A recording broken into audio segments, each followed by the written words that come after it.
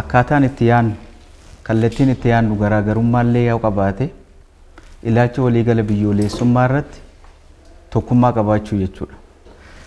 Kun immoo akka dhugoomuuf miidiyaan riqicha yoo eegayyenne odeeffannoo mootummaarraa hawaasa bira ga'u kan hawaasarraa mootummaatti dhufu si'eessuu qofa jechuu miti. Akkaaf saansaan kan yaadaa fi akeeka hawaasni tokkotti yaadu gulantaa tokkorraa gara gulantaatti aanutti ceesisuu jechaadha miidiyaan riqicha yeroo jennee yeroo fudhannu.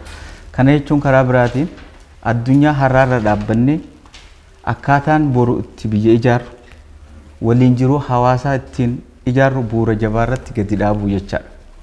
Rakkooleen miidiyaa biyya keenya biratti yeroo ammaa mul'atu maali jennee yoo ilaalle ajandaan ta'e tokko kan hundeen isaan beekamne bakka ta'etti ni oomishama deebi'ee hawaasatti hin gurgurama hawaasnis jettee kanaan raafamaa oola miidiyaanis immoo jettee kana irratti immoo hojii farrummaa hojjeta yoommoo jetteen kun jechoota mimmiidhagaadhaan kan faayamu ta'e isaan irra jiraata jechuudha yaada gartokkee qofa keessummeessuun irra jiraatu yaada jedhuun qabaa jecha.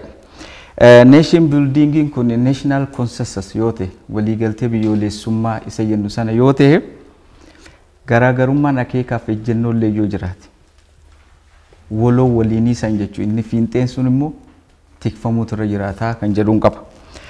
Kanaaf dhumarratti miidiyaan ajandaan inni tolchus haa ta'u qabiyyeen inni oomishus dhimma biyyoolessummaa isa fiinxee san kan tiksu ta'utu irra jiraata kan jedhuun qaba. Ulfaadha.